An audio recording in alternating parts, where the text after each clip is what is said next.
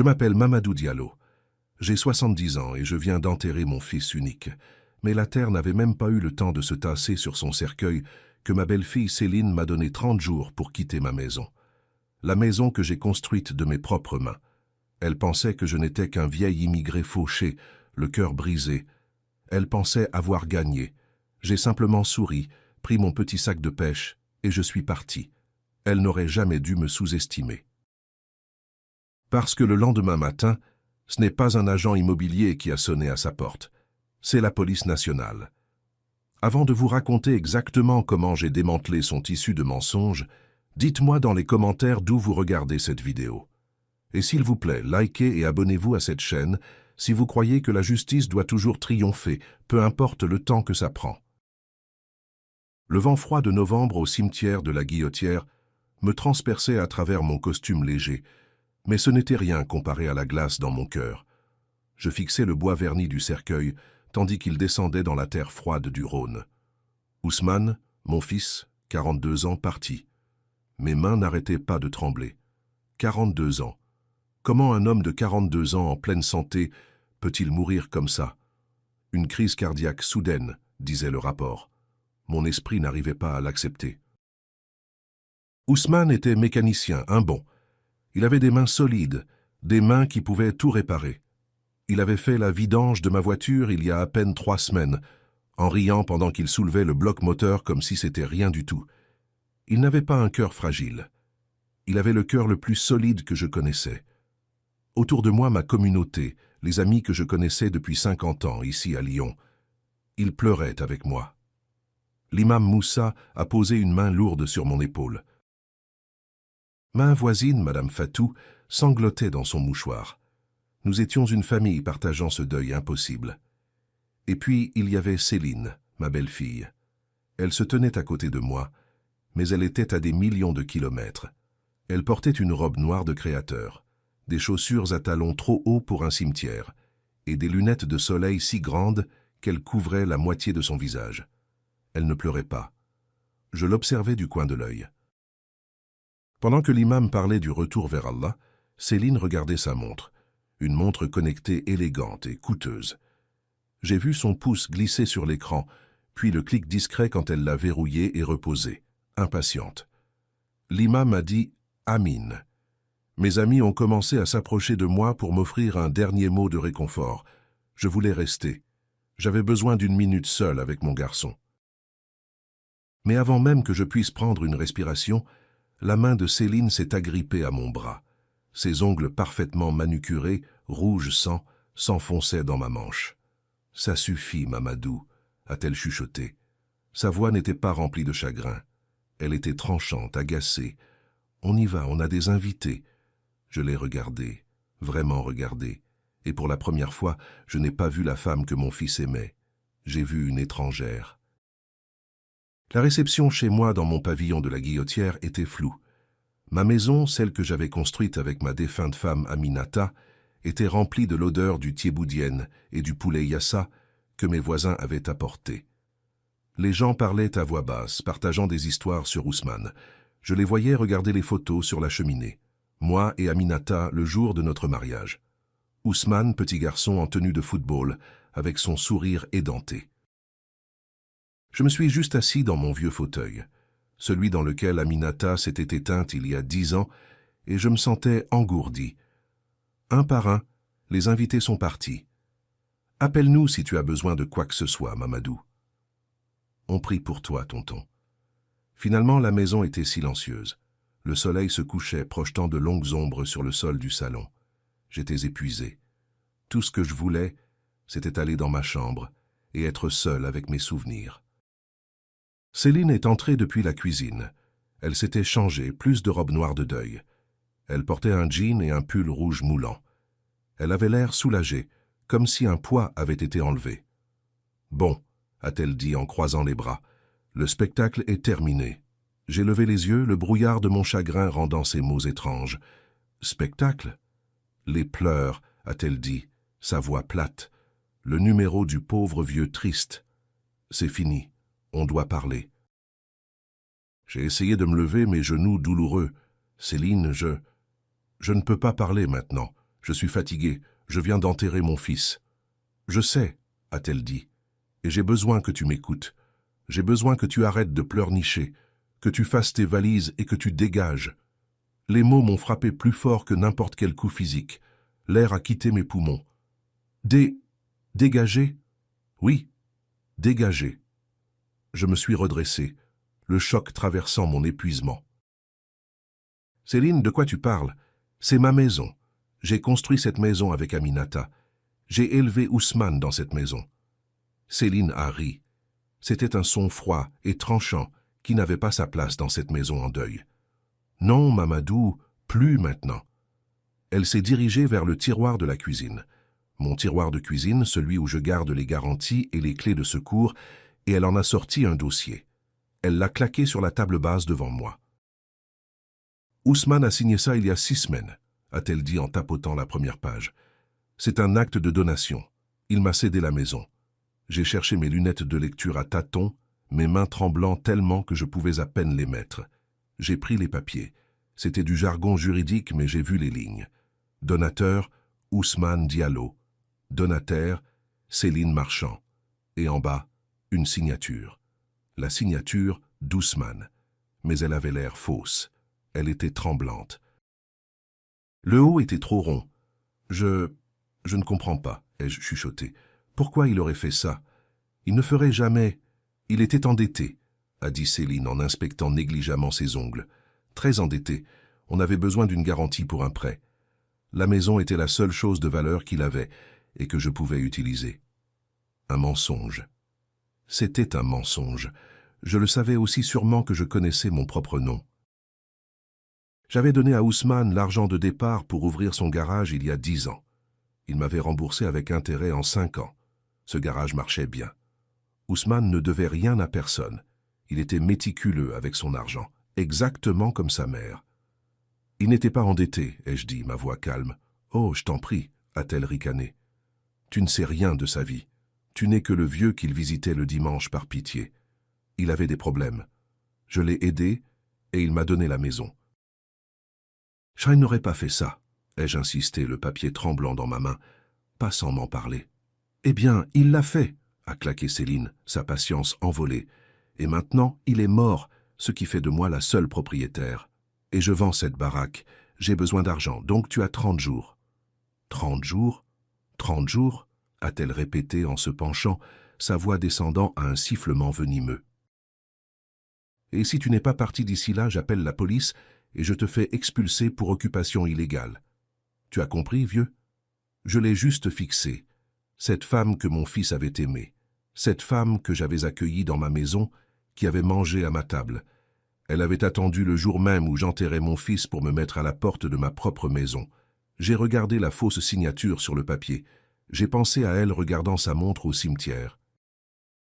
J'ai pensé à Ousmane, en pleine santé et fort, mourant soudainement d'une crise cardiaque. J'ai pensé aux mensonges qu'elle venait de me raconter sur les dettes, et à cet instant, quelque chose en moi a changé. Le chagrin écrasant n'a pas disparu. Il s'est cristallisé. Il s'est transformé d'un brouillard en un bloc de glace, froid, dur et tranchant. Mes mains ont arrêté de trembler. Mon dos s'est redressé. J'ai levé les yeux des papiers et j'ai croisé son regard. Elle s'attendait à ce que je pleure, à ce que je supplie, à ce que je me batte. J'ai juste hoché la tête lentement. D'accord, Céline. Elle a cligné des yeux, complètement déstabilisée. Elle ne s'attendait pas à ça. D'accord? Juste comme ça? Tu ne vas pas te battre? Si c'est ce que dit le papier, ai-je dit, ma voix vide et plate. Alors c'est comme ça. Bien, a-t-elle dit, essayant de reprendre pied. Elle avait l'air soulagée, mais aussi confuse. Donc, 30 jours. Je te veux dehors avant la fin du mois. J'ai secoué la tête. Je n'ai pas besoin de 30 jours.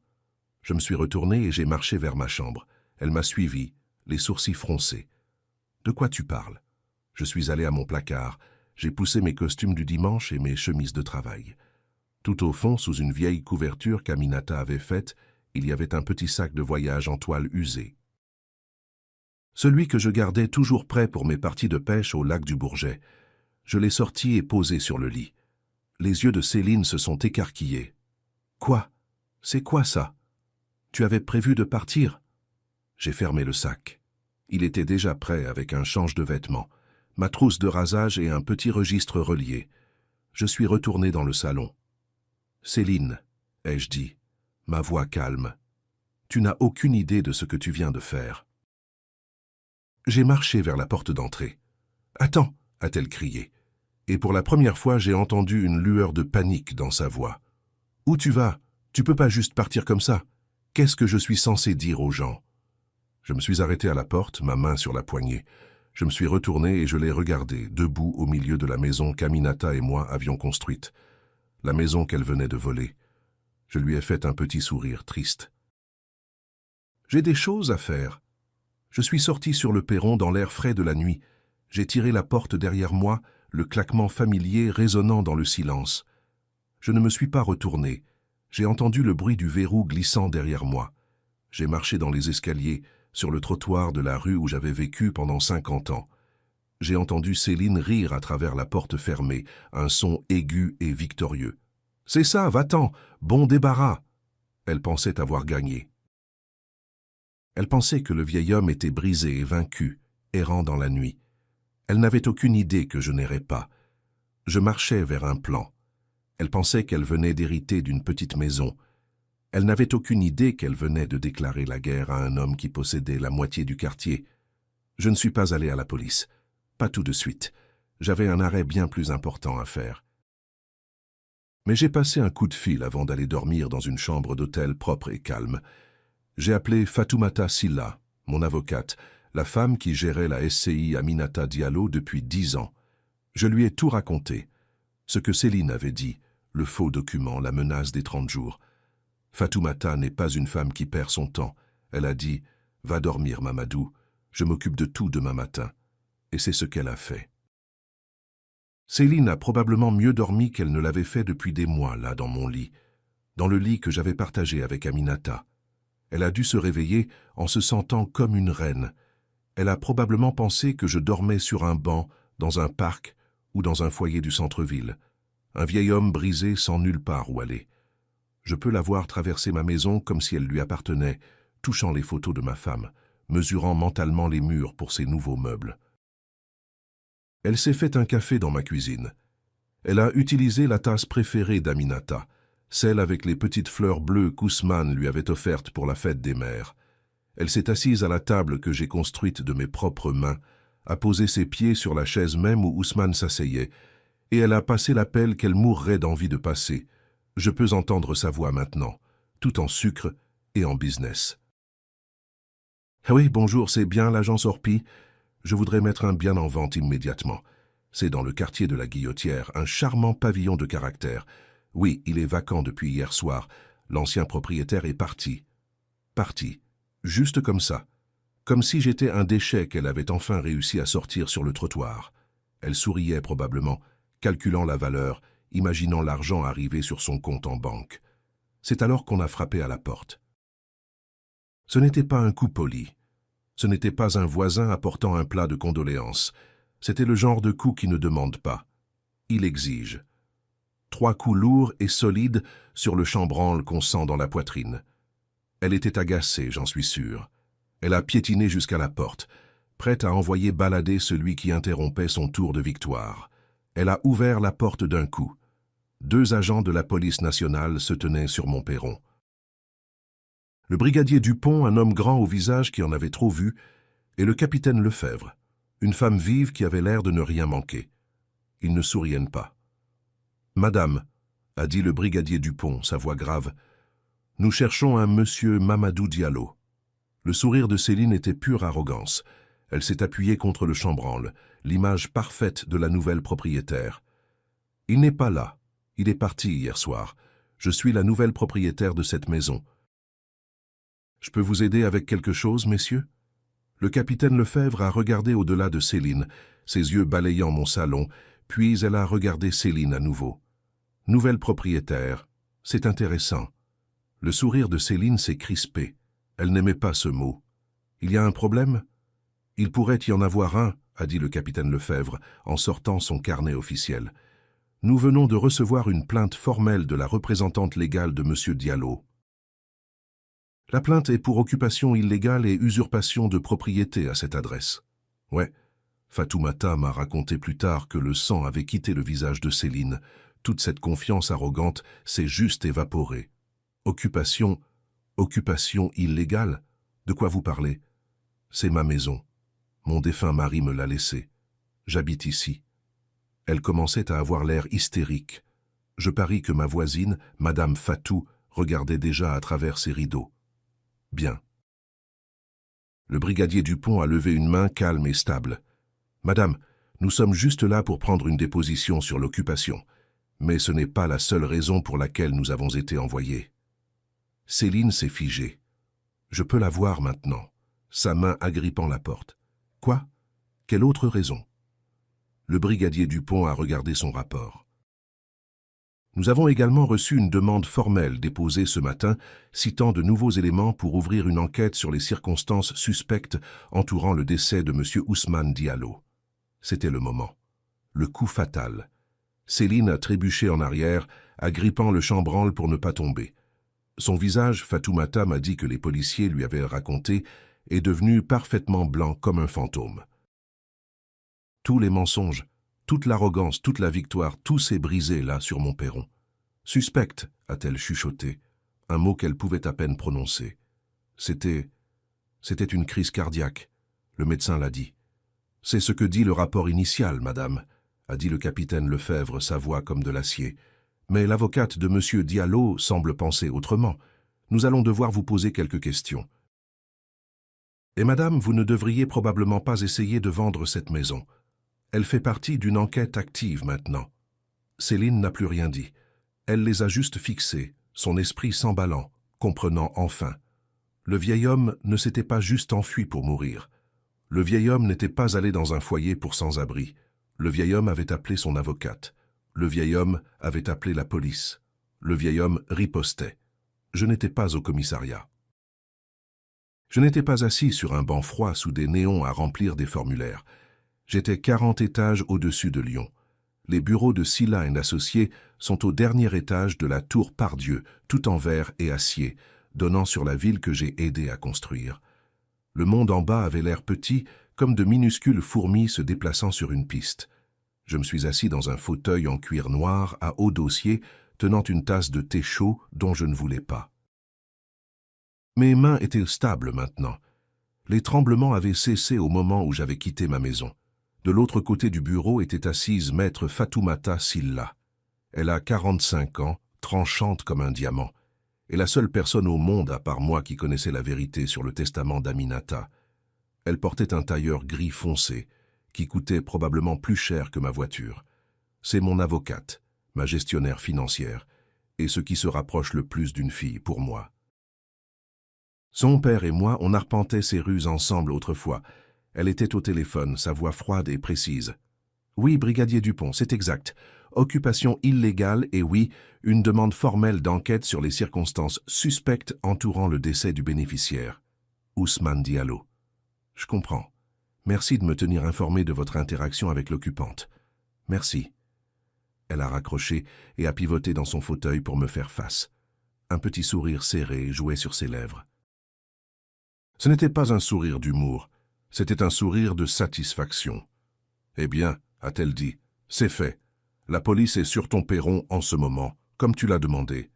Juste une visite préliminaire. Pas d'arrestation.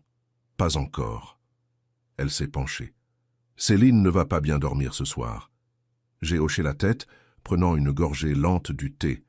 C'était de la camomille. Fatoumata savait que je ne supportais pas le café quand mon esprit s'emballait. Elle avait un papier, ai-je dit, ma voix calme, presque un murmure. Elle a dit qu'Ousmane lui avait cédé la maison il y a 6 semaines. Je l'ai regardée, la question suspendue dans l'air, celle que j'avais peur de poser. Est-ce qu'il l'a fait, Fatoumata? Est-ce que mon fils l'a vraiment signé? Fatoumata n'a pas répondu tout de suite. Elle s'est tournée vers son grand écran d'ordinateur. Elle a tapé un mot de passe et l'écran s'est allumé. J'ai été occupée depuis que tu m'as appelé de l'hôtel hier soir, Mamadou, a-t-elle dit. Elle a cliqué sur un fichier. Un document est apparu à l'écran. C'était l'acte de donation. Le nom de Céline était inscrit comme donataire. Ousmane m'a envoyé un scan de ça la semaine dernière, a dit Fatoumata. Il était confus. Il a dit que Céline lui avait demandé de le signer, quelque chose à propos d'un prêt bancaire. Il voulait savoir ce que ça signifiait. C'est donc il l'a signé, ai-je dit, mon cœur se serrant. Attends. Fatoumata a cliqué à nouveau. Un deuxième document est apparu à côté du premier. C'était une copie de la signature d'Ousmane de son cabis. Elle a cliqué encore. Un troisième document, la signature d'Ousmane de son passeport. J'ai envoyé le scan d'Ousmane à notre expert en écritures agréé près la cour d'appel à 4 heures ce matin. Il me devait un service. Il vient de renvoyer le rapport. Je me suis penché. Je n'avais pas besoin d'être un expert pour le voir. La signature sur l'acte de Céline était tremblante. La boucle du O était trop ronde.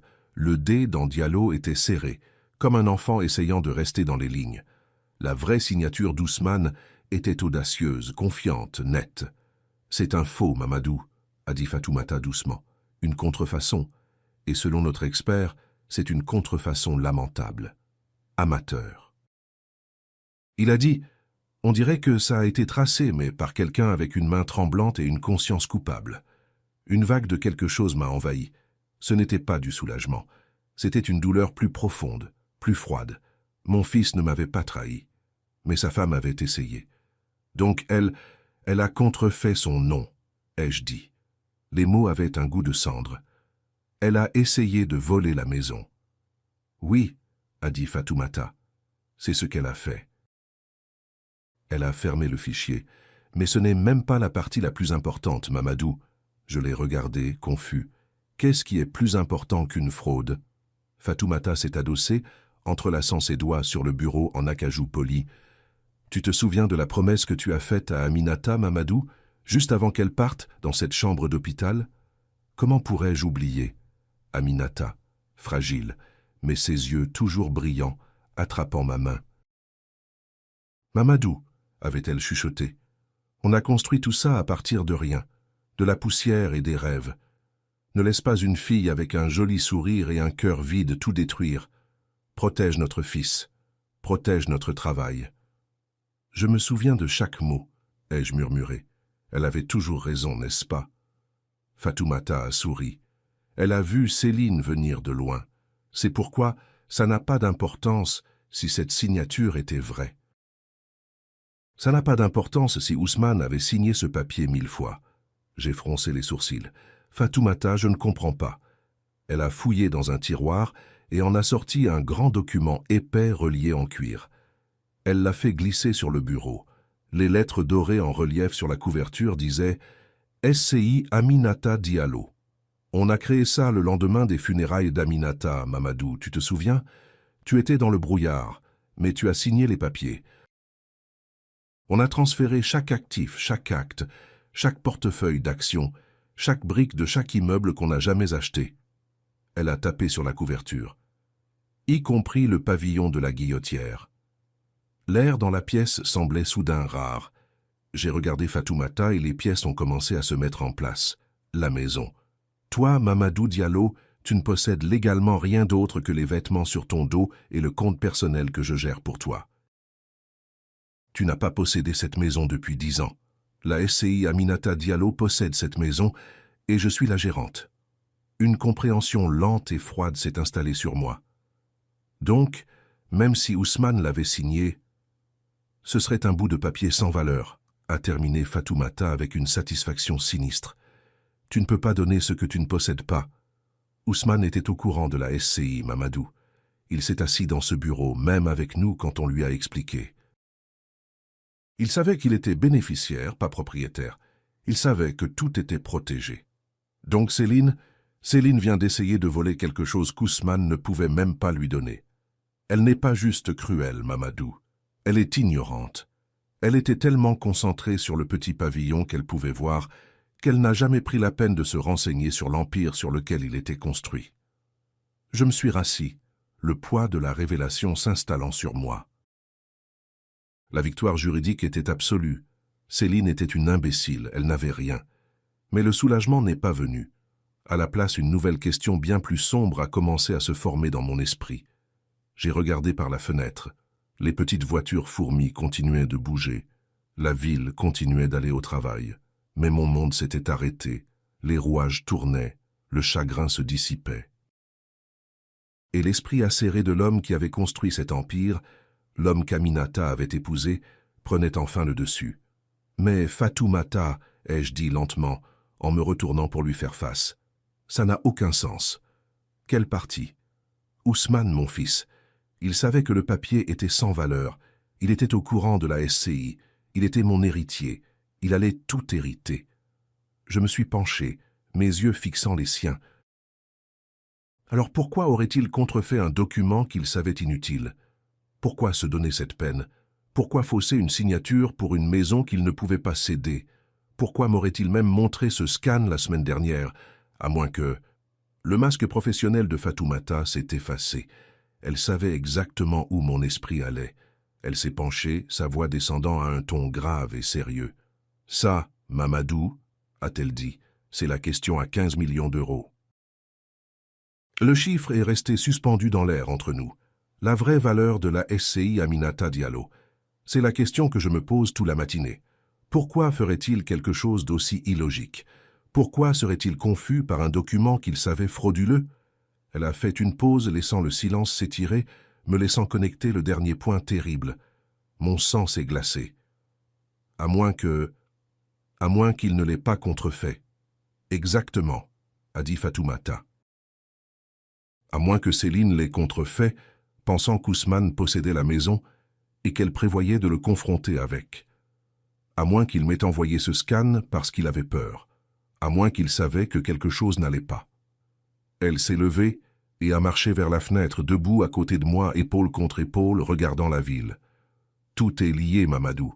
La fausse signature, la dette inventée, la tentative désespérée de sécuriser le seul actif qu'elle pouvait voir. Elle s'est tournée pour me faire face, ses yeux remplis d'un feu froid que j'avais seulement vu chez Aminata.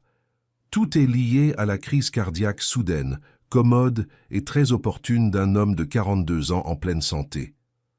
Elle ne voulait pas juste la maison, Mamadou, a dit Fatoumata, sa voix comme de la glace. Elle voulait tout. Et Ousmane, ton fils, Ousmane était juste sur son chemin. La salle de réunion du cabinet de Fatoumata était conçue pour intimider. 40 étages plus haut, un mur était en verre pur donnant sur l'agitation de la presqu'île.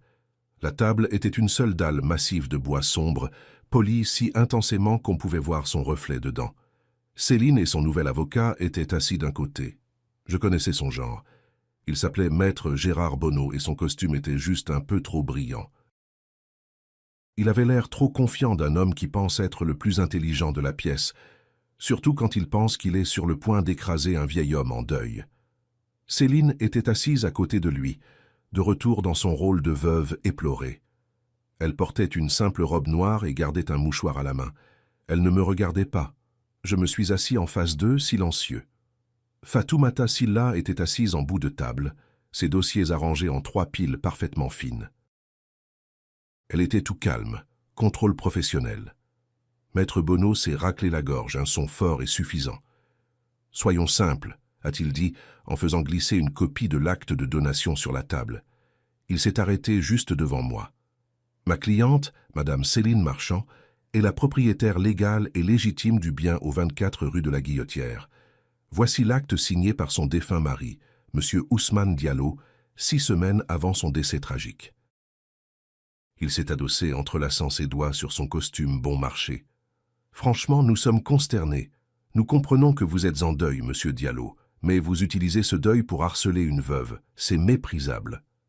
Céline a laissé échapper un petit sanglot parfaitement synchronisé dans son mouchoir. Nous sommes ici par courtoisie, a continué Maître Bonneau, sa voix dégoulinant de fausse sympathie. Nous ne voulons pas ajouter à la douleur de quiconque. Mais ma cliente a été soumise à un harcèlement policier dans sa propre maison, basé sur votre fausse plainte. Ça s'arrête aujourd'hui. Si ce harcèlement continue, nous n'hésiterons pas à demander une ordonnance restrictive, et nous vous poursuivrons pour préjudice moral. Maintenant, il a écarté les mains. Qu'avez-vous à dire? Je l'ai juste regardé. Je n'ai pas dit un mot. J'ai juste attendu. Fatoumata a souri. C'était un sourire froid, poli, tranchant comme un rasoir qui n'atteignait pas ses yeux. « Merci pour cette performance, maître Bonneau, a-t-elle dit, sa voix lisse comme du verre. « J'apprécie le théâtre. Maintenant, parlons des faits. » Et elle a fait glisser un document d'une seule page sur la table. « Ceci, a-t-elle dit, est une attestation de M. Jean-Pierre Moreau. C'est un expert en écritures agréé, près la cour d'appel de Lyon, et il a déjà été retenu comme notre témoin expert. » L'air suffisant de maître Bonneau affaibli. Il a pris le papier. « Les témoins experts, ça court les rues. On peut avoir le nôtre. »« Oh, j'insiste pour que vous le fassiez, » a dit Fatoumata, son sourire s'élargissant. « Mais s'il vous plaît, demandez à votre expert de vérifier la densité de l'encre. Demandez-lui de regarder les marques d'hésitation sur la boucle du haut dans Ousmane. Demandez-lui de noter les motifs de pression qui indiquent un traçage lent et délibéré, pas une signature fluide et naturelle. » Céline a craqué, sa voix aiguë. Ousmane était malade. Sa main tremblait. Fatoumata a levé un seul sourcil parfaitement sculpté. Il était malade. Il était malade il y a 6 semaines, parce que ses collègues au garage ont tous fait des déclarations disant qu'il soulevait des blocs moteurs sans problème la veille de sa mort. Ils ont dit qu'il était en parfaite santé. Elle s'est penchée. Non, la signature sur cet acte est un faux, et selon M. Moreau, c'est un très très mauvais faux. Maître Bonneau a ricané, mais j'ai pu voir une goutte de sueur sur sa tempe. C'est une accusation audacieuse. Vous ne pouvez pas prouver ça. C'est sa parole contre la nôtre. C'est la partie drôle, a dit Fatoumata, sa voix enjouée. Nous n'avons pas à le prouver. Elle a laissé ça planer dans l'air 1 seconde. Maître Bonneau avait l'air complètement perdu. Quoi? J'ai dit que nous n'avons pas à prouver que c'est un faux. Je vais vous épargner la peine d'engager votre propre expert, maître Bonneau, parce que même si cette signature était 100% authentique, même si Ousmane lui-même était descendu du ciel, s'était assis à cette table et l'avait signé devant nous tous avec un stylo en or, ça ne vaudrait pas le papier sur lequel c'est imprimé. Maître Bonneau était maintenant complètement pâle. « De quoi vous parlez ?» Fatoumata a tendu la main et a sorti un grand classeur épais relié en cuir. Il a fait un son solide et cher quand elle l'a posé sur la table. Les lettres dorées en relief sur la couverture disaient « SCI Aminata Diallo ». « Ceci, a dit Fatoumata en tapant sur la couverture, est la SCI Aminata Diallo. Elle a été créée il y a 10 ans, à la mort de la femme de M. Diallo, Aminata. » Elle a regardé directement Maître Bonneau. « Monsieur... » Mamadou Diallo, mon client, ne possède pas personnellement ce pavillon. Il ne l'a pas possédé depuis 1 décennie. La SCI Aminata Diallo possède ce bien. Et en tant que gérante de cette SCI, je peux vous dire sans équivoque qu'il n'est pas à vendre. La mâchoire de Maître Bonneau s'est décrochée. Il a fouillé frénétiquement dans ses propres papiers Flim6. C'est pas possible. On a fait une recherche de titre. Le bien est inscrit au nom de Mamadou et Aminata Diallo. Une erreur courante pour un avocat bâcleur, a dit Fatoumata. Toute la gentillesse disparut de sa voix. Vous avez fait une simple recherche en ligne à 50 €. Vous n'avez pas vérifié le transfert d'actifs dans la SCI déposée au greffe du tribunal de commerce de Lyon, dossier 15-684. C'est tout dans les archives publiques. Si vous aviez pris la peine de faire preuve de diligence, vous auriez su que l'acte de votre cliente est sans valeur. Maître Bonneau a regardé Céline, son visage un masque de panique. Il venait de réaliser que sa cliente lui avait menti, l'avait impliqué dans une fraude et venait d'être publiquement humilié. Il a bégayé « Une SCI, quelle SCI ?» Il m'a regardé, désespéré. « C'est juste un maçon. C'est ce que ma cliente m'a dit. Juste un maçon à la retraite. » Céline ne pouvait plus se retenir. Tout le jeu d'acteur, tout le faux chagrin, toute la confiance arrogante, tout s'est brisé.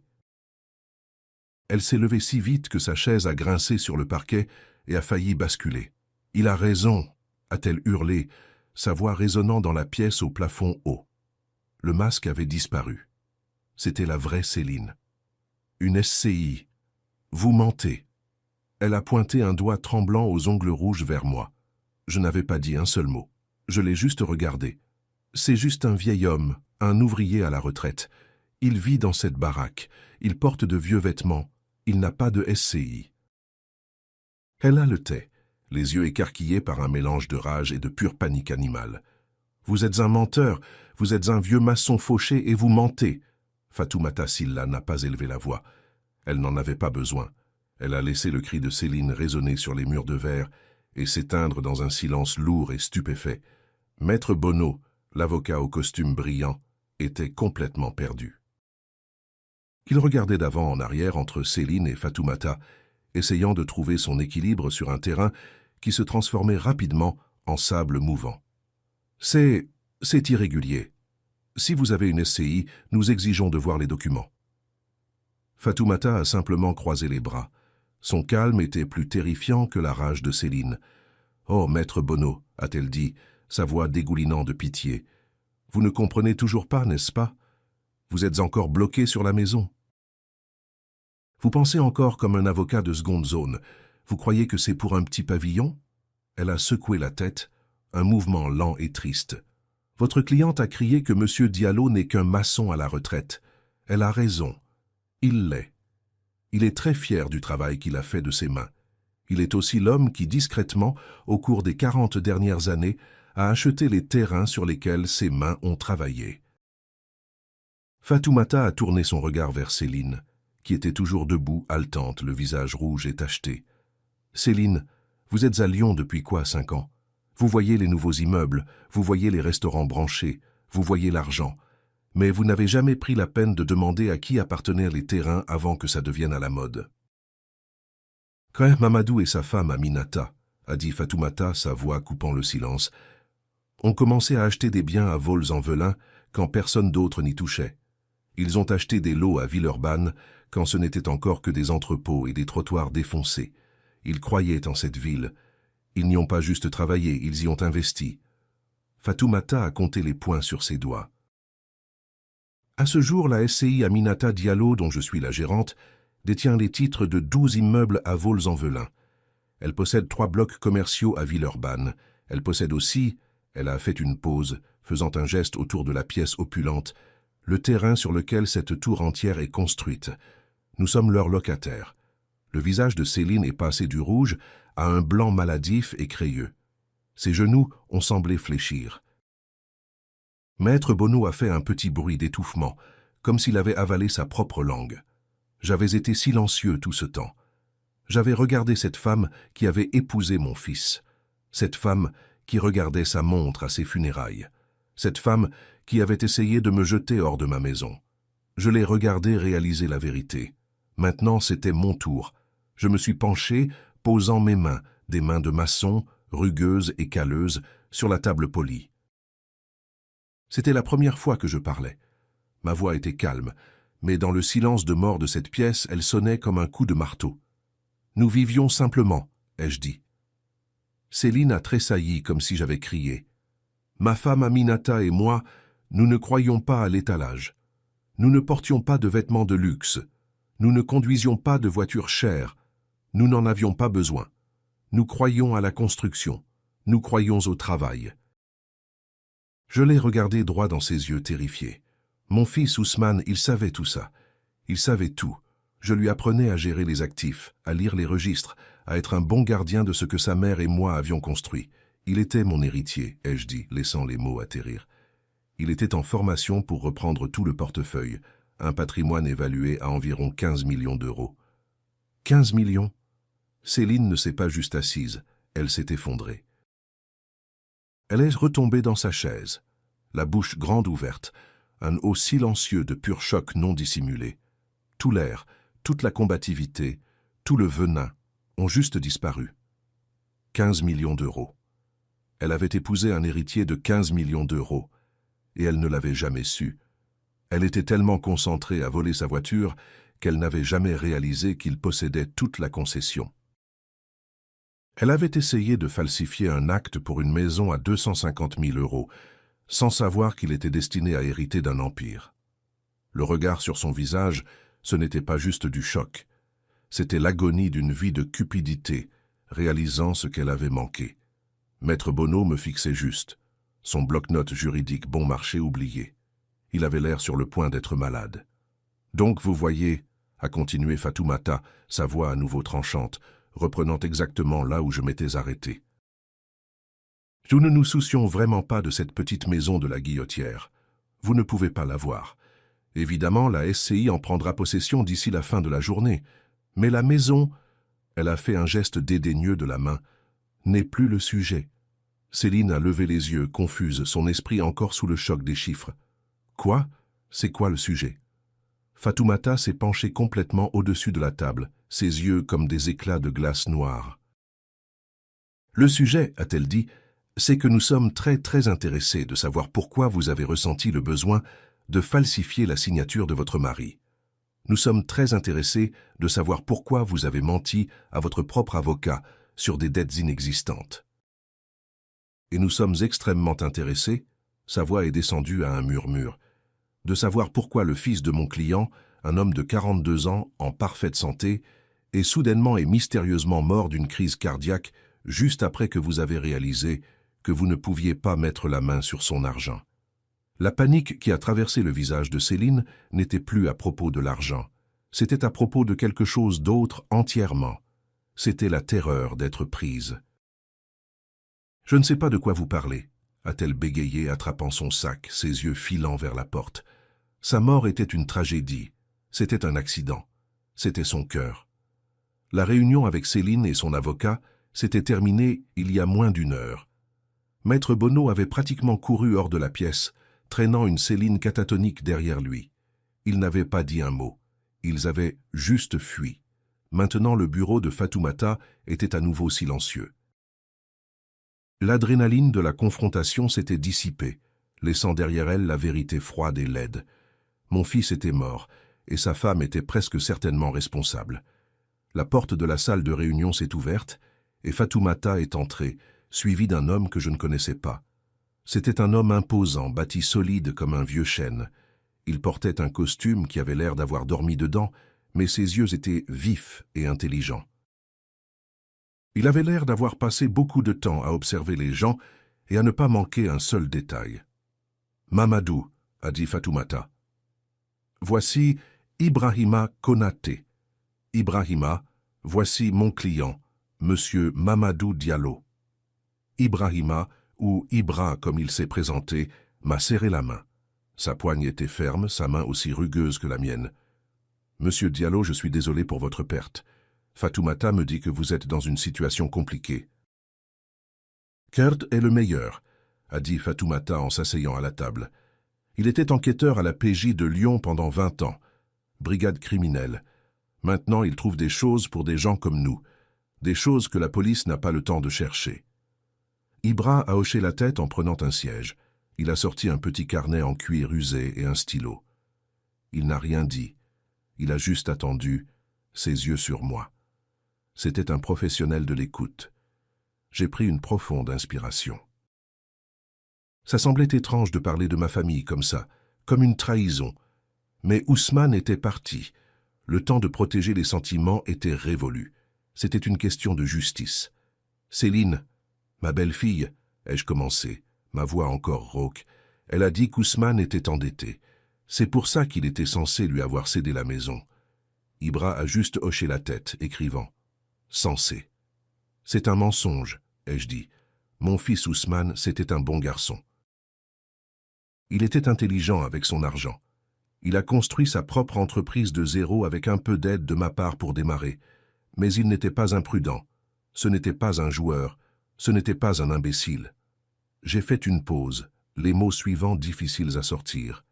Mais il était aveugle quand il s'agissait d'elle. Il aimait Céline aveuglément. Je lui ai dit, je l'ai prévenu. Je me suis souvenu d'une conversation le dernier Noël. Moi et Ousmane dans mon atelier, l'odeur de sciure dans l'air.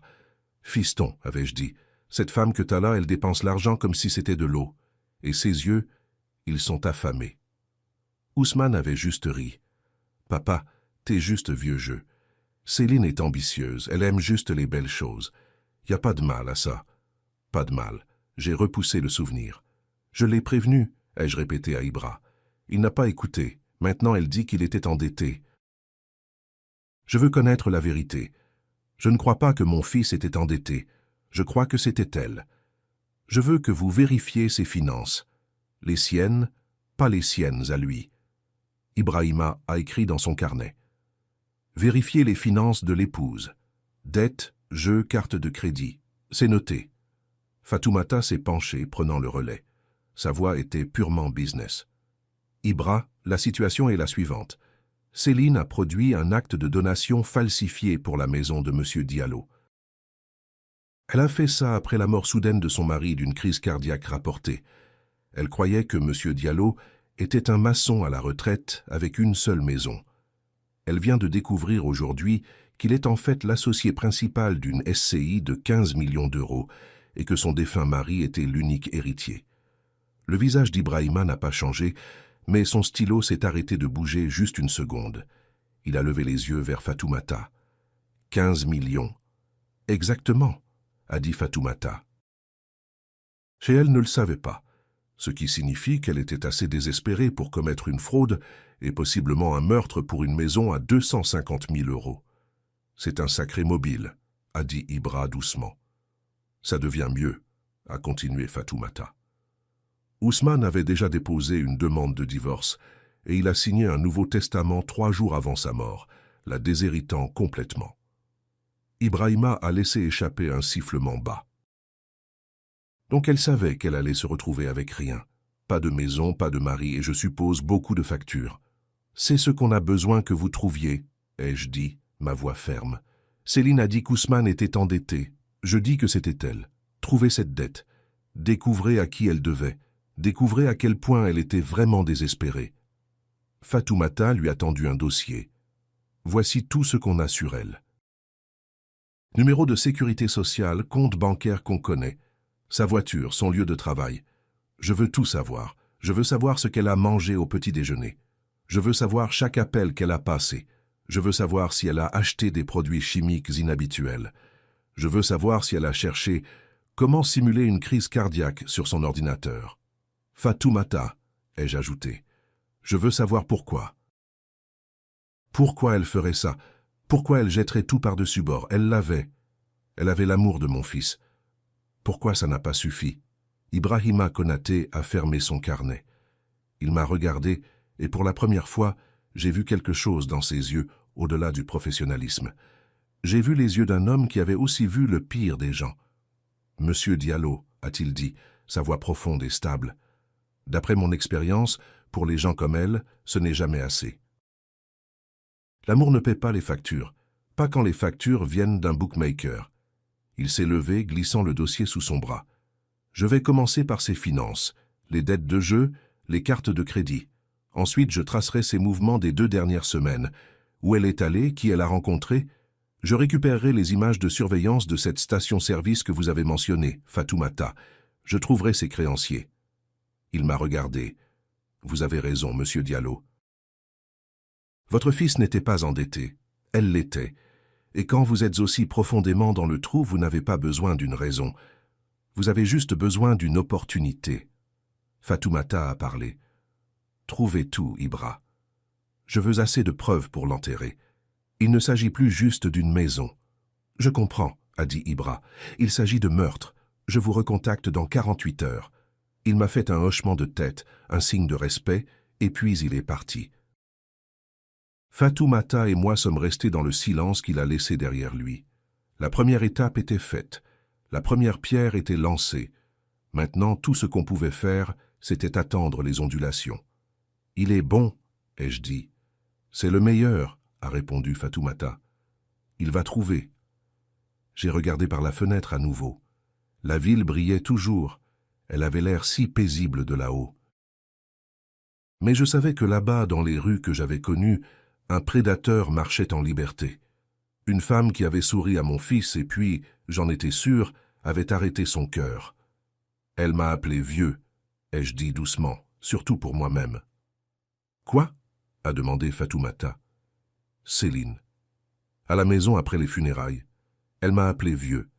Elle pensait que je n'étais qu'un vieil immigré fauché et triste. Elle pensait que j'étais faible. Elle pensait que je ne savais rien. Elle pensait que j'étais stupide. Je me suis détourné de la fenêtre et j'ai regardé mon avocate. Une colère froide et dure s'installait dans mes os, me donnant de la force. Elle est sur le point de découvrir à quel point elle avait tort. Le bureau de Fatoumata était silencieux. 48 heures s'étaient écoulées depuis notre réunion avec Céline. 48 heures à faire les 100 pas dans ma chambre d'hôtel, à attendre. Fatoumata avait travaillé, passant des appels. Sa voix un bourdonnement bas et régulier en arrière-plan de mon chagrin. Je m'étais juste assis dans cet hôtel silencieux, fixant la skyline lyonnaise, pensant à Ousmane, pensant à 42 ans. Ibrahima Konaté était ponctuel. À exactement 9h11, il a frappé une fois et est entré dans le bureau de Fatoumata, portant une mallette fine et le même carnet en cuir usé. Il avait l'air fatigué, mais ses yeux étaient vifs. Il m'a fait un signe de tête, s'est assis et a ouvert son dossier. Il n'a pas perdu de temps en politesse. « Monsieur Diallo, maître Silla, a-t-il commencé, sa voix un grondement bas. Vous m'avez demandé de découvrir si Céline Marchand était endettée. Et alors? L'était-elle? Ai-je demandé, ma voix rauque. Ibrahima m'a regardé. Monsieur Diallo, votre belle-fille n'était pas juste endettée, elle se noyait dedans. Vous avez dit qu'elle jouait la veuve éplorée. C'est le rôle qu'elle joue, a dit Fatoumata, les mains jointes sur le bureau. Eh bien, a dit Ibrahima, son deuil l'a emmené faire un voyage. Le lendemain des funérailles, le jour après, elle a conduit sa voiture, une voiture qu'Ousmane avait payée pendant 5 heures vers le sud. Il a fait glisser une photo brillante sur la table polie. Ce n'était pas une photo de dossier. Elle était granuleuse, prise de loin. Céline. Elle était debout à une table de blackjack, une pile de jetons devant elle. Elle ne pleurait pas. Elle avait l'air désespérée, les yeux collés aux cartes. « Où est-ce » ai-je demandé, l'estomac retourné. « La salle principale du casino de Monaco » a dit Ibrahima. Prise il y a 12 heures. Elle y était toute la nuit et elle ne faisait pas que jouer. Elle perdait gros. Il a fait glisser une deuxième photo. Celle-ci était dehors, sous les lumières jaunes crues de l'entrée du casino. Céline était adossée à une colonne, l'air terrifié. Debout devant elle se tenait un homme grand et imposant, en costume bon marché. Il souriait, mais ce n'était pas un sourire agréable. « Qui est-ce » a demandé Fatoumata en se penchant. « Il s'appelle Tony Ferrara » a dit Ibrahima. « Ce n'est pas un employé du casino, c'est un usurier. Il opère depuis Marseille. » Il avait l'air mécontent. Mon gars sur le terrain a dit qu'elle suppliait pour avoir plus de temps. Elle n'était pas là pour s'amuser, monsieur Diallo. Elle était là soit pour payer, soit pour supplier. Donc j'avais raison, ai-je dit, ma voix lourde. Elle est dans de sales draps. Vous ne savez pas la moitié, a répondu Ibrahima. Il a ouvert son carnet. Vous avez dit qu'elle accusait Ousmane d'être endetté. C'est la première chose que j'ai vérifiée. Il m'a regardé et ses yeux se sont adoucis juste une seconde. Votre fils, monsieur Diallo, il était clean, méticuleux. Son garage est entièrement dans le vert. Son score de crédit était de 810. Il avait 0 dette en dehors de sa part des impôts fonciers qui étaient payés à temps. C'était un citoyen solide. Comme on le pensait, a dit Fatoumata. Mais Céline, a continué Ibrahima, est un fantôme financier sur le papier. Elle n'a pas de carte de crédit officielle à son nom, pas de crédit auto, pas d'hypothèque, rien. Ce qui est étrange pour une femme de 40 ans en 2025. Elle disait toujours qu'Ousmane gérait tout l'argent, ai-je murmuré. C'est vrai, a dit Ibrahima, mais pas de la façon dont vous pensez. Il payait pour sa vie, mais il ne payait pas pour ses habitudes. J'ai dû creuser plus profond. J'ai tiré des relevés de comptes offshore, des sites de paris sportifs en ligne basés au Costa Rica, et c'est là que j'ai trouvé la vraie histoire. Il a tourné une page de son carnet. Sam Marchand a 3 lignes de crédit actives à taux d'intérêt élevé avec des sites de jeux offshore. Elle faisait de la cavalerie, bougeant l'argent entre eux pour couvrir ses pertes, et elle perdait beaucoup depuis longtemps. Fatoumata s'est penchée, sa voix comme de la glace. « Combien, Ibra ?»« À ce matin, a dit Ibrahima, entre les sites en ligne et ce que ma source dit qu'elle doit à Tony Ferrara, elle est dans le trou de 120 000 euros. 120 000 euros. La pièce semblait froide. Toutes les économies de la vie d'Ousmane, le garage qu'il avait construit, ça ne suffirait même pas à couvrir. Et la SCI de Mamadou, a chuchoté Fatoumata, vaut 15 millions. Elle était assise sur une mine d'or et ne pouvait pas obtenir un centime. Ça empire, a dit Ibrahima. Elle a essayé d'y toucher. J'ai trouvé 3 demandes de prêt rejetées du mois dernier, toutes des tentatives d'obtenir un prêt hypothécaire sur le pavillon de Mamadou, toutes falsifiées. Toutes utilisant le nom et le numéro de sécurité sociale d'Ousmane. Les banques les ont rejetées parce que le bien n'est pas à son nom. Donc, elle a falsifié l'acte, ai-je dit, les pièces s'emboîtant. Elle a falsifié l'acte pensant qu'elle pourrait utiliser la maison comme garantie pour payer Ferrara. Elle a dû penser que la SCI n'était qu'un truc juridique qu'elle pourrait contourner. Exactement, a dit Ibrahima. Elle était désespérée. Elle n'avait plus de temps. Elle essayait d'obtenir n'importe quel actif qu'elle pouvait. Mais Ousmane a découvert. Fatoumata a levé les yeux. La dispute. Vous avez trouvé les images de surveillance. Oui, a dit Ibrahima. De la station-service Total sur le boulevard périphérique la nuit où il est mort. L'appel au 15 a été passé de leur appartement à 22h03. Ces images sont de 21h15. Il a sorti un petit ordinateur portable de sa mallette et l'a retourné. Et c'était là. Le camion Ford bleu familier d'Ousmane, garé sous les lumières vives et bourdonnantes de la station-service. Ousmane était sur le siège conducteur. Céline était sur le siège passager. Il n'y avait pas de son, mais on n'en avait pas besoin. La scène dans ce camion était violente. Ousmane criait, son visage sombre d'une rage que je n'avais jamais vue chez mon fils. Pas une fois en 42 ans. Il tremblait de tout son corps, rigide. Céline lui criait dessus en retour, son visage tordu et laid. « Mon Dieu !» ai-je chuchoté, ma main venant à ma bouche. « C'est quoi dans sa main ?»« Regardez !» a dit Ibrahima. Ousmane a rugi quelque chose qu'on ne pouvait pas entendre. Il a pris une épaisse liasse de papier et les a jetés, lancés droit au visage de Céline. Les pages blanches ont explosé dans la cabine, se dispersant sur le tableau de bord et ses genoux comme des confettis. Céline a reculé comme si elle avait été giflée. Puis elle a commencé à crier en retour, pure furie, essayant de rassembler les papiers, ses mains les attrapant. Ousmane a juste pointé un doigt vers son visage, le bras droit et tremblant, criant, criant, criant. Puis, il a frappé le volant des 2 mains si fort que tout le camion a tremblé. Il lui disait que c'était fini. Je connaissais mon fils. C'était la fin. Ibrahima a mis la vidéo sur pause. Il est parti 2 minutes plus tard. Moins d'1 heure après, Céline appelait le 15 pour signaler que son mari était inconscient et ne respirait plus suite à une crise cardiaque. J'ai fixé l'image figée du visage de mon fils, en colère et trahi. Les papiers? C'était quoi ces papiers, Ibra? C'était le faux, les relevés de dettes de jeu? C'est ce que j'ai supposé, a dit Ibrahima. Mais l'acte n'était qu'un seul document. Les relevés bancaires peut-être, mais c'était épais. Au moins 20, 30 pages. Ça avait l'air officiel. J'étais bloqué. J'ai passé toute la journée d'hier à essayer de comprendre ce qu'étaient ces papiers. Je n'ai rien trouvé. Mais vous avez trouvé quelque chose, ai-je dit. Ce n'était pas une question. Oui, a répondu Ibrahima. J'ai commencé à réfléchir. Si Ousmane a découvert le faux et la dette de 120 000 €, quelle est la première chose qu'un homme intelligent fait? Il ne crie pas juste dans une station-service. Il se protège. La tête de Fatoumata s'est relevée d'un coup. Il appelle son avocat. « Exactement, » a dit Ibrahima. « Mais il ne vous a pas appelé, maître Silla. Vous gériez la SCI. Ça, c'était conjugal, c'était personnel. »« Un avocat en divorce, » a chuchoté Fatoumata. « Bingo, » a dit Ibrahima. « J'ai fait une vérification sur les relevés du téléphone portable personnel d'Ousmane pour les 2 dernières semaines. Il a passé 3 appels à un numéro que je ne reconnaissais pas.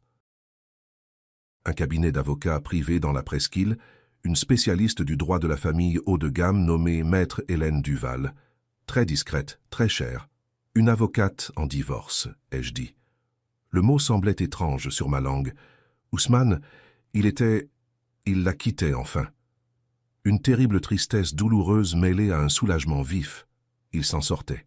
« On dirait bien, monsieur Diallo, » a dit Ibrahima. « Je suis allé à ce cabinet ce matin. » J'ai montré mes références à Maître Duval, expliqué les circonstances. Elle était hésitante, citant le secret professionnel, mais quand j'ai mentionné les mots « mort suspecte » et « SCI de 15 millions d'euros », elle est devenue beaucoup plus coopérative. Ibrahima a fouillé dans sa mallette et a sorti un dernier dossier. C'était une mince enveloppe au format juridique. Il l'a fait glisser sur la table. « C'est quoi ça ?» a demandé Fatoumata, sa main posée dessus. « Tessa, » a dit Ibrahima. Ce sont les papiers qu'Ousmane lui a jetés au visage. Ma main a tremblé. Fatoumata a ouvert le rabat et a sorti le contenu. « Mon Dieu !» a-t-elle chuchoté. Elle les a posés sur la table. Le premier était une requête en divorce déposée 2 jours avant sa mort. Le deuxième? L'avocate a dit qu'Ousmane en était incroyablement fier, a dit Ibrahima, sa voix calme. Il l'a signé, l'a fait attester par des témoins et certifié conforme juste 3 jours avant sa mort. Il protégeait ses actifs. Il vous protégeait, vous, monsieur Diallo. J'ai tendu la main et touché le papier. C'était le Nouveau Testament d'Ousmane. Il était simple. 1 page. Il révoquait tous les testaments précédents. Et il déclarait en caractères clairs et gras que 100% de son patrimoine personnel, son entreprise, son garage, tous les comptes bancaires à son nom, son véhicule et tous ses effets personnels étaient légués à son père, Mamadou Diallo. Le nom de Céline n'était nulle part. Elle était complètement, totalement et légalement déshéritée. La pièce était silencieuse. Le seul son était le tic-tac distant de l'horloge au mur. J'ai regardé les papiers du divorce. J'ai regardé le Nouveau Testament. J'ai pensé aux mots d'Ibrahima. 120 000 euros. J'ai pensé à l'acte falsifié. Et j'ai pensé à cette vidéo granuleuse à la station-service. Mon fils, son visage sombre de rage, jetant ces mêmes papiers à la femme qui lui criait dessus. Il ne faisait pas que lui crier dessus. Il lui montrait. Il lui montrait la fin de tout son monde. J'ai levé les yeux vers Fatoumata, la certitude froide et dure s'installant enfin dans mon cœur, tranchante et lourde comme un éclat d'acier. Elle savait, ai-je dit. Ma voix ne tremblait plus. Elle était morte. Ce soir-là, ai-je dit. Dans ce camion, elle savait. Elle ne perdait pas juste une maison qu'elle ne pouvait pas obtenir. Elle perdait tout. Je me suis levé, la chaise raclante en arrière, et j'ai marché vers le mur de verre. J'ai regardé la ville, ma ville. Le divorce signifiait qu'elle n'obtenait rien de lui de son vivant. Le testament signifiait qu'elle n'obtenait rien de lui après sa mort. La dette signifiait que ses créanciers allaient lui briser les jambes. Elle n'avait rien, ai-je chuchoté. Il venait de lui donner la preuve qu'elle n'avait absolument plus rien à perdre. Je me suis retourné et je leur ai fait face. Le chagrin était toujours là, un charbon ardent dans ma poitrine. Mais maintenant, il était entouré d'une colère froide et juste. Fatoumata Silla s'est levée, son visage un masque de fureur froide. « C'est exact, Mamadou », a-t-elle dit, sa voix tremblant de rage contenue. « Il ne s'agit plus d'une signature falsifiée. Il ne s'agit plus de fraude. Il ne s'agit plus d'une maison. » Elle s'est approchée et a posé sa main sur mon épaule. « Que ça ?» a-t-elle dit. « C'est un mobile. C'est de la préméditation. C'est un assassinat. » Céline était dans mon salon, le salon de ma femme, quand le coursier est arrivé. Elle comptait probablement les minutes avant de pouvoir vendre les meubles anciens d'Aminata. Elle a signé pour la grande enveloppe juridique avec un geste agacé, pensant probablement que c'était juste encore de la paperasse de son propre avocat incompétent. Elle l'a déchiré avec un de ses longs ongles rouges. Elle a sorti les documents. J'aurais voulu voir son visage à ce moment-là. Elle a lu la première page. C'était une notification formelle du cabinet de Fatoumata Silla l'informant qu'une enquête civile était en cours concernant l'acte frauduleux. Elle a probablement ricané. Vieille nouvelle. Puis elle a lu la deuxième page. C'était une copie du rapport de l'expert en écriture. Il détaillait en langage scientifique froid exactement comment la signature était un faux. Il mentionnait les marques d'hésitation, la pression anormale et des preuves claires de traçage. Son cœur a probablement commencé à battre un peu plus vite alors. Puis elle a lu la troisième page. C'était une attestation sous serment de maître Hélène Duval, l'avocate en divorce d'Ousmane. Elle déclarait qu'Ousmane avait retenu ses services pour entamer une procédure de divorce. Le souffle de Céline s'est probablement coincé dans sa gorge. Puis, elle a lu la 4e et dernière page. Une copie certifiée conforme du Nouveau Testament d'Ousmane. Le testament qu'il a laissé avec rien. Absolument rien. Les papiers ont dû glisser de ses doigts. Elle ne perdait pas juste la maison. Elle avait déjà tout perdu avant même qu'Ousmane ne meure. Tout ça, tout son plan avait été pour rien. Elle était piégée. Elle était une fraudeuse avouée. Je peux la voir faire les 100 pas, paniquer, les murs de ma maison se refermant sur elle. Elle a probablement pensé à la police, aux questions qu'ils avaient posées. Circonstances suspectes. Elle a probablement pensé à ses dettes. 120 000 €. Tony Ferrara. La fin du mois approchait. Elle n'allait pas juste être fauchée. Elle n'allait pas juste être sans abri. Elle allait en prison. Et puis elle aurait pensé à Ousmane, à sa mort, à cette crise cardiaque. Elle aurait réalisé que Mamadou et Fatoumata n'enquêtaient pas juste sur la maison. Ils cherchaient une meurtrière. Elle était complètement et totalement acculée. Tous les faits, tout l'argent, toute la loi, tout était de mon côté. Elle n'avait aucune issue. Alors, elle a fait ce que font les animaux acculés. Elle a décidé de mordre. Elle ne pouvait pas me combattre sur les faits. Les faits la mettraient en prison pour le reste de sa vie. Elle ne pouvait pas me combattre avec l'argent. Elle venait de découvrir que j'avais tout, et elle rien. Alors elle a décidé de me combattre avec la seule arme qui lui restait. La seule arme qu'elle savait utiliser. Elle allait me combattre dans le tribunal de l'opinion publique. Elle allait changer l'histoire. Ce ne serait pas l'histoire d'un père en deuil, cherchant justice pour son fils assassiné. Oh non, elle était bien plus maligne que ça. Elle a pris son téléphone. Ses mains tremblaient probablement, mais plus de peur, de rage. Elle a fait défiler ses contacts, passant les usuriers et les bookmakers jusqu'à trouver un nom. Julien Morel, France 3 Rhône-Alpes, un journaliste local qu'elle avait rencontré à une soirée. Un homme qu'elle savait toujours à la recherche d'une histoire juteuse et sensationnelle. Elle a pris une profonde inspiration. Elle a fermé les yeux, et quand elle les a rouverts, elle n'était plus la fraudeuse paniquée. Elle était la veuve éplorée. Elle a convoqué les larmes. Elle a appuyé sur le bouton d'appel. Julien. Elle a chuchoté, sa voix craquant parfaitement. Julien Morel. C'est Céline. Céline Marchand. La femme d'Ousmane. Elle a fait une pause, laissant échapper un sanglot parfaitement synchronisé. Oui, merci, c'est juste. Ça a été un cauchemar. Merci pour votre carte. Une autre pause. Julien, je suis tellement effrayé. Je ne savais pas qui d'autre appeler. Il se passe quelque chose de terrible. C'est mon beau-père, Mamadou Diallo. Oui, celui qui possède tous ces immeubles. Il essaie de me prendre tout, Julien. Je suis veuve. Mon mari est à peine enterré depuis 2 jours et il essaie de me mettre à la rue. Il dit que j'ai falsifié des papiers. Il dit, mon Dieu, il dit que je suis une criminelle. Elle pleurait pour de vrai maintenant, j'en suis sûr. Des larmes de pur génie manipulateur. Je ne sais pas quoi faire. Je suis juste une pauvre Française, Julien. Et lui, c'est ce riche Africain puissant, et il essaie de me détruire. Il a des équipes d'avocats. Moi, je n'ai personne. Juste le souvenir de mon mari, et il essaie de voler ça aussi. Elle a écouté, puis a hoché la tête, essuyant ses fausses larmes. Oui, je peux être prête dans 1 heure. Merci, Julien. Vous me sauvez la vie. Elle a raccroché. Les larmes se sont arrêtées instantanément. Son visage, j'imagine, s'est figé en un masque de calcul froid et dur. Elle ne pouvait pas gagner dans un tribunal, alors elle allait me faire passer en procès au journal de 20 heures. « Voyons comment Lyon aime cette histoire, vieux », a-t-elle probablement chuchoté à la maison silencieuse et vide. Voyons-les se retourner contre la pauvre veuve éplorée. J'étais dans ma chambre d'hôtel quand Fatoumata m'a appelé. Elle n'a pas dit bonjour. Elle a juste dit « Allume France 3, maintenant ». J'ai tâtonné pour la télécommande, mes mains tremblantes.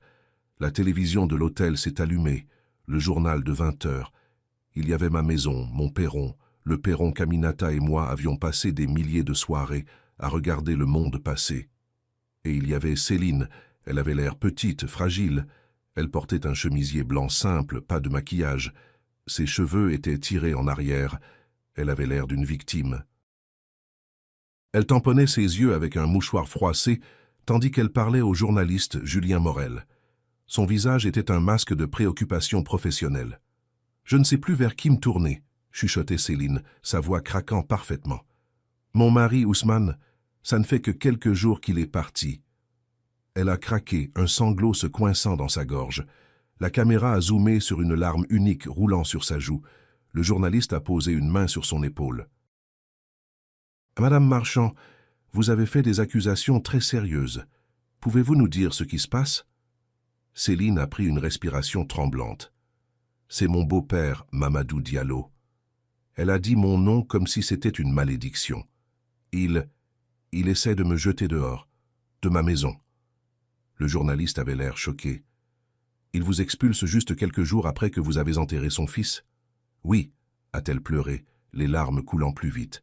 « C'est un homme très riche. C'est un millionnaire de l'immobilier. Il possède la moitié de Lyon, et moi je suis juste une veuve sans rien. Et il veut me prendre la seule chose que mon mari Ousmane m'a laissée, cette maison. » Je ne pouvais pas respirer. Je fixais juste l'écran. « Il ne m'a jamais aimé, » a-t-elle continué, regardant droit dans la caméra, dans les yeux de chaque personne à Lyon qui regardait. « Il n'a jamais pensé que j'étais assez bien pour Ousmane.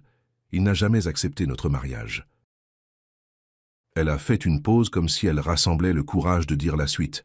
« Peut-être que c'est parce que je ne suis pas de son monde.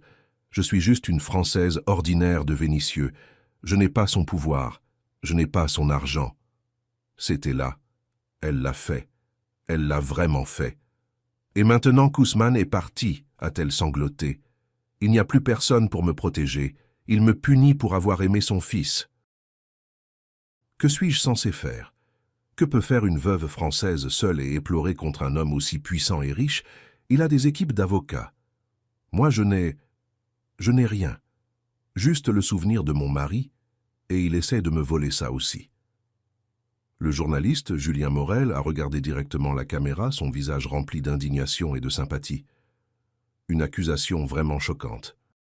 « Madame Marchand, dites-vous qu'on vous force à la rue? Il m'a donné 30 jours, a-t-elle chuchoté comme si les mots étaient trop douloureux à prononcer. 30 jours? Juste après l'enterrement? Il veut que je parte, il veut que je disparaisse. S'il vous plaît, quelqu'un peut-il m'aider? » L'écran est revenu au présentateur en studio. Son visage était un masque d'incrédulité et de sympathie. Une histoire vraiment bouleversante. Nous avons contacté les représentants de Monsieur Mamadou Diallo pour un commentaire, mais n'avons pas encore eu de réponse. Le téléphone de Fatoumata a vibré dans ma main. Je l'avais jeté contre le mur. Sa ligne de bureau, son portable, le téléphone de l'hôtel. Ils sonnaient tous. Une tempête venait d'éclater sur ma tête. Fatoumata a éteint la télévision avec la télécommande. Le silence dans son bureau était assourdissant. Elle a regardé son portable qui vibrait sur le bureau. L'écran était allumé. C'était un blog d'infos local. Le titre disait « Veuve éplorée contre millionnaire lyonnais ». Elle en a regardé un autre. « Magnate de l'immobilier africain tente d'expulser sa belle-fille française ». Elle l'a fait, ai-je dit. Ma voix était dangereusement calme. Elle est debout sur mon perron devant ma maison, une maison qu'Aminata et moi avons construite de nos propres mains. Et elle dit au monde entier que je suis le monstre. Je me suis levé et j'ai marché vers la fenêtre, regardant la ville. Ma ville. Après ce qu'elle a fait, après l'avoir tuée, elle ose utiliser son origine contre la mienne comme une arme.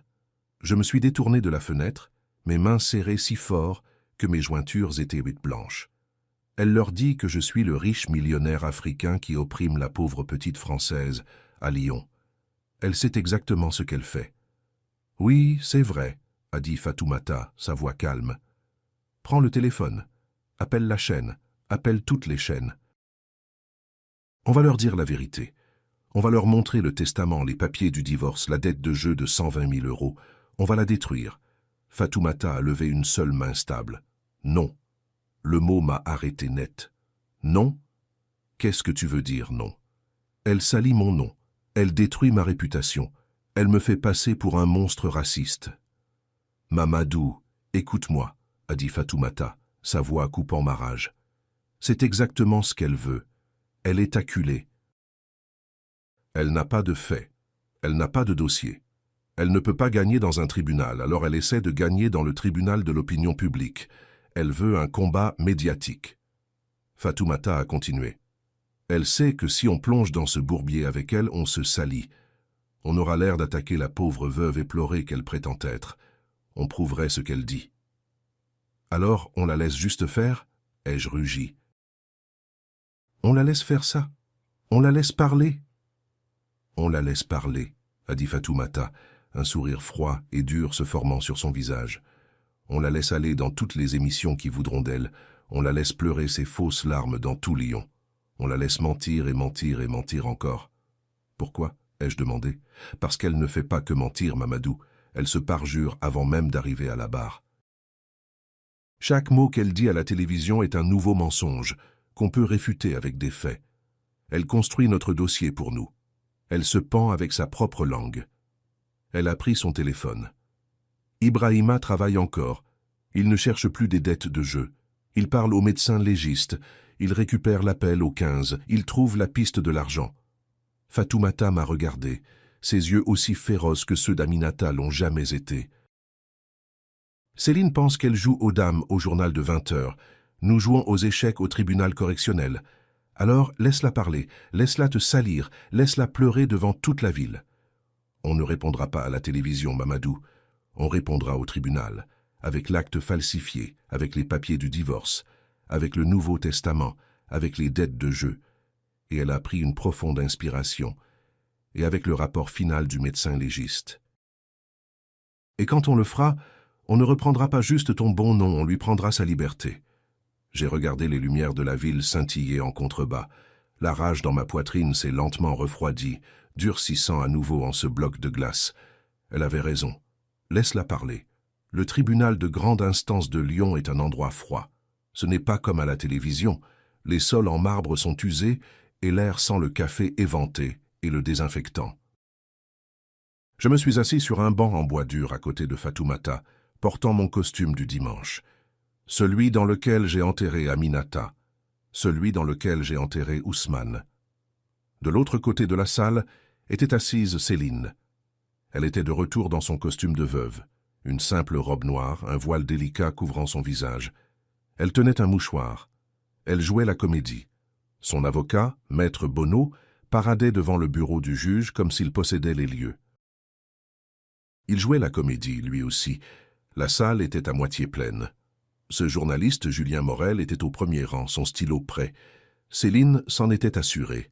« Madame la Présidente », a dit maître Bonneau, sa voix résonnant dans la salle silencieuse. « C'est une tragédie, une simple tragédie déchirante. » Il a fait un geste dramatique vers Céline, qui a produit un parfait petit sanglot silencieux à point nommé. « Nous sommes ici parce que ma cliente, une veuve sans le sou et éplorée, est harcelée. Harcelée par cet homme. » Il m'a pointé du doigt. Mamadou Diallo, un homme dont nous avons récemment découvert qu'il n'est pas un simple maçon, mais un riche magnate de l'immobilier, un homme d'un pouvoir caché considérable. Il a laissé ses mots planer dans l'air. Il jouait déjà sa carte. C'est un simple cas de cupidité, Madame la Présidente. Monsieur Diallo utilise la mort de son propre fils pour persécuter sa belle-fille. Et je dois dire, les sous-entendus sont troublants.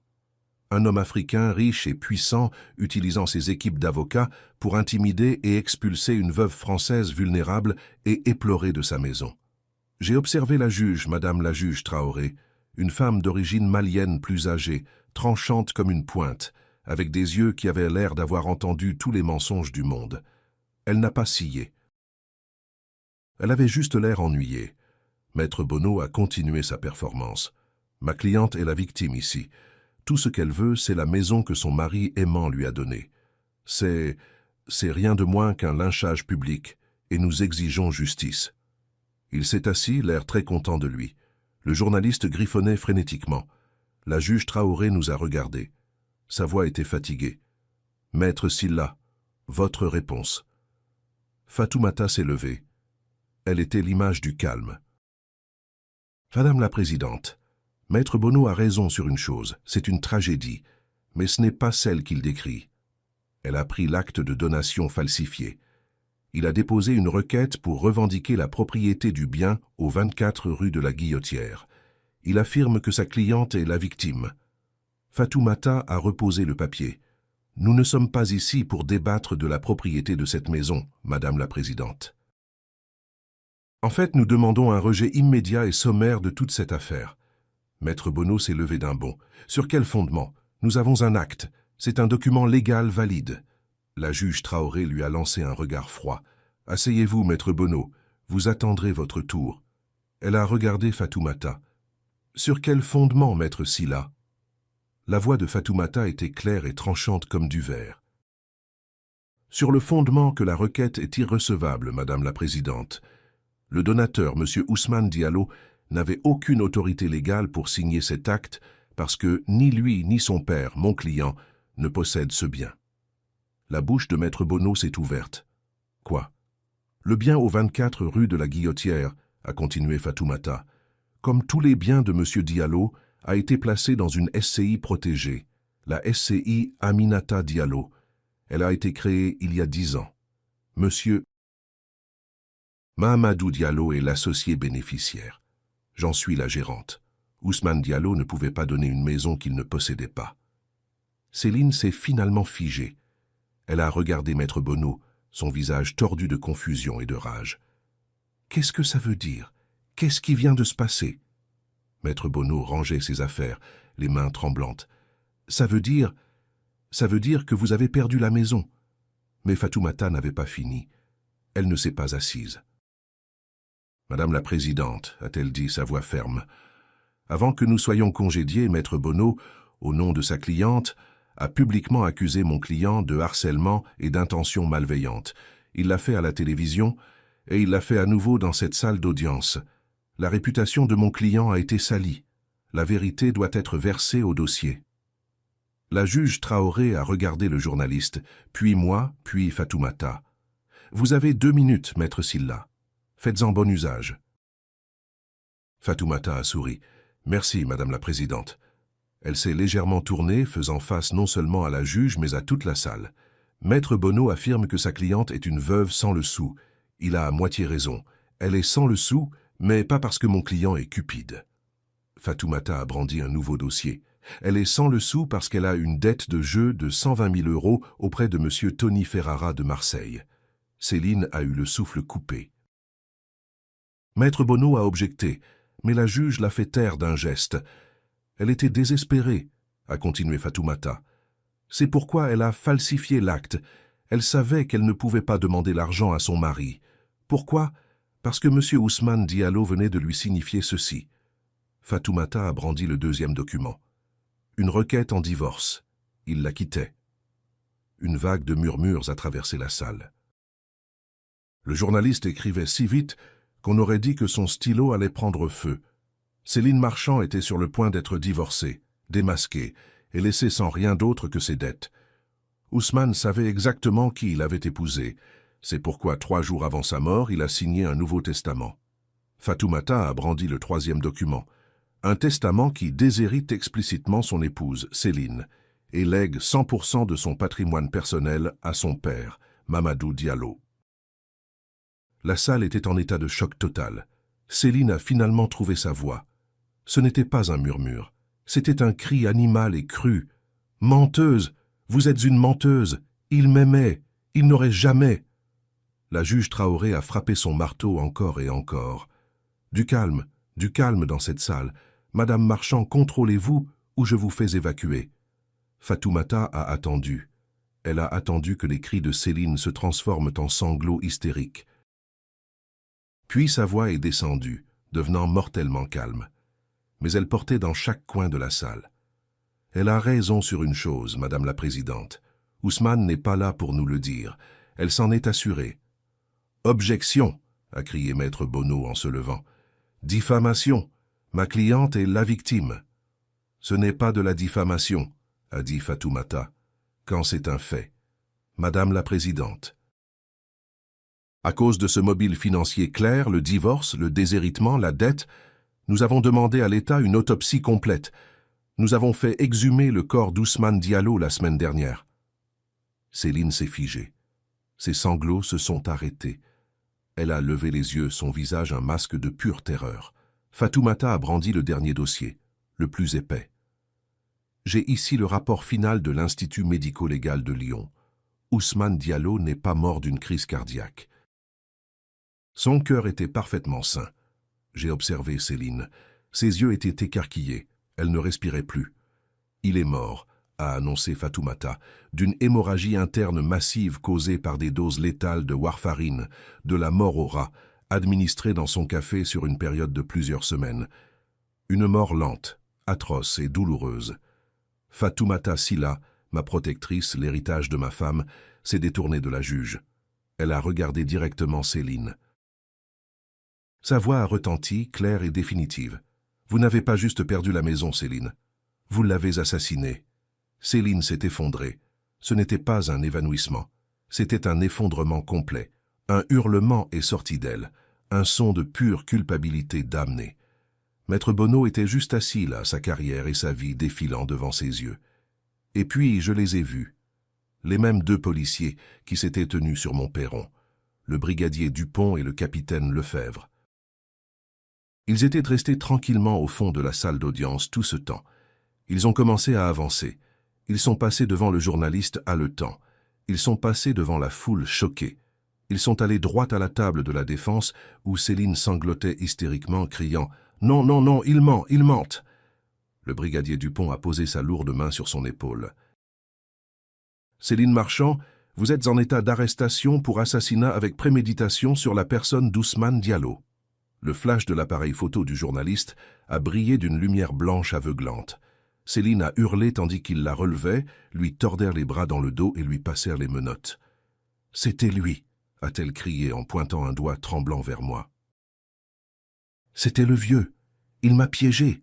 Il m'a fait porter le chapeau. Il a tué son propre fils. » Mais personne n'écoutait. Ils l'ont traîné hors de la salle d'audience, ses cris résonnant dans le couloir de marbre. Je me suis juste assis là, à côté de Fatoumata. J'ai regardé partir la meurtrière de mon fils. Je n'ai pas ressenti de joie. Je n'ai pas ressenti de soulagement. J'ai juste ressenti du silence. J'ai regardé la chaise vide où la meurtrière de mon fils venait d'être assise. Et pour la première fois depuis l'enterrement d'Ousmane, j'ai senti la glace dans ma poitrine enfin commencer à fondre. Justice, Aminata, ai-je pensé. J'ai tenu ma promesse. Justice pour notre garçon. Il s'est passé 3 mois avant que je puisse retourner dans ma maison de la Guillotière. 3 mois de déposition légale, de signature de papier, d'écoute des détails sordides des appels de Céline rejetés. Le cirque médiatique s'était enfin calmé. Les caméras étaient parties. La maison était silencieuse. Trop silencieuse. J'avais demandé à Fatoumata de me retrouver là-bas. La police avait enlevé les scellés depuis des semaines, mais je n'avais pas pu me résoudre à franchir le seuil. Aujourd'hui, je l'ai finalement fait. Ça sentait le renfermer, comme un endroit qui avait été enfermé avec son chagrin trop longtemps. Mais c'était propre. Fatoumata avait engagé une entreprise pour venir tout remettre en ordre. Elle était assise à la table de la cuisine, celle que j'ai construite en train de siroter une tasse de thé. Elle avait l'air fatiguée, mais elle a souri quand je suis entré. « Ça fait plaisir de te voir chez toi, Mamadou », a-t-elle dit doucement. J'ai hoché la tête, la gorge serrée. J'ai marché jusqu'à la cheminée. Les photos étaient toujours là. Moi et Aminata le jour de notre mariage. Ousmane, 7 ans, tenant une cabane à oiseaux de travers qu'il avait faite dans mon atelier. Ce grand sourire édenté sur son visage. « Elle ne sortira jamais, tu sais », a dit Fatoumata dans mon dos. Le dossier de l'État était en béton. Assassinat avec préméditation et circonstances aggravantes de gains financiers. Ils ne lui accorderont jamais de libération conditionnelle. Elle va mourir en prison. J'ai touché le cadre de la photo d'Ousmane. Une vie pour une vie. Ça ressemble à un mauvais échange dans tous les cas. Je me suis retourné et me suis assis en face d'elle. La cuisine était exactement comme je l'avais laissée, sauf pour un grand rouleau de papier étalé sur la table. Des plans. Fatoumata les a regardés, puis m'a regardé. « Alors qu'est-ce que tu vas faire maintenant, Mamadou, avec tout ça, tout ça ?» J'ai répété en regardant autour de la petite pièce simple. Ce petit pavillon était ce pourquoi Céline avait tué, ce petit bout de bois et de plâtre. J'ai regardé la photo de mon fils. La partie la plus folle, ai-je dit, ma voix rauque. La partie que je n'arrive toujours pas à sortir de ma tête, c'est qu'elle a tout fait. Les mensonges, le faux, le poison. Elle a tout fait pour ça. J'ai tapé sur la table. Ce pavillon de 3 chambres, peut-être 250 000 € dans un bon jour. J'ai regardé Fatoumata. Elle n'avait aucune idée, n'est-ce pas? Elle était mariée à l'héritier de 15 millions d'euros et elle l'a assassiné pour de la petite monnaie. Elle était ignorante, Mamadou, a dit Fatoumata. Et elle était cupide. C'est une mauvaise combinaison. Tout cet argent, ai-je dit en secouant la tête, toutes ces années qu'Aminata et moi avons travaillé, économisé, construit, investi, et la seule chose que Céline pouvait voir, c'était ce qu'elle avait sous le nez. Je suis resté silencieux longtemps. Le seul son était l'horloge au mur. La même horloge qui avait fait tic-tac pendant toute l'enfance d'Ousmane. Fatoumata a pointé les plans sur la table. « Tu as été occupé. » J'ai réfléchi, ai-je dit. J'ai réfléchi à ce qu'Aminata voulait. « Protège notre travail », elle m'a dit. Je pensais qu'elle voulait dire que je devais protéger l'argent, les immeubles, les actifs, mais j'avais tort. J'ai eu tort pendant 10 ans. « Qu'est-ce que tu veux dire ?» a demandé Fatoumata. J'ai déroulé les plans. Ce n'était pas pour une maison, c'était pour un grand bâtiment bas. Il avait de larges portes, de hauts plafonds et des rangées d'établis. Elle ne parlait pas de l'argent, Fatoumata, elle parlait du travail, la valeur du travail, la fierté qu'on en tire. J'ai regardé par la fenêtre de la cuisine, au-delà de mon petit jardin, vers le quartier où j'avais vécu toute ma vie, vers les jeunes que je voyais au coin des rues sans rien à faire, nulle part où aller, des jeunes qui ressemblaient à Ousmane autrefois. « Fatoumata » ai-je dit en me retournant vers elle. Ma voix était stable. « Maintenant, je veux que tu commences le processus. Commence à liquider les actifs non essentiels. Vends le bloc commercial de Villeurbanne et les appartements de Vaux-en-Velin. On a assez. » Fatoumata a haussé un sourcil. « Assez pourquoi, Mamadou? Tu prévois de déménager aux Bahamas ?» J'ai souri.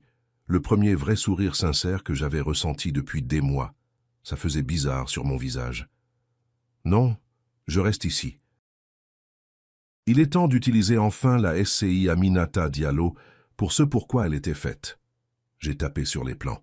Je vais construire un centre communautaire ici même dans ce quartier. Un endroit pour ces jeunes, mais pas juste un endroit pour jouer au foot.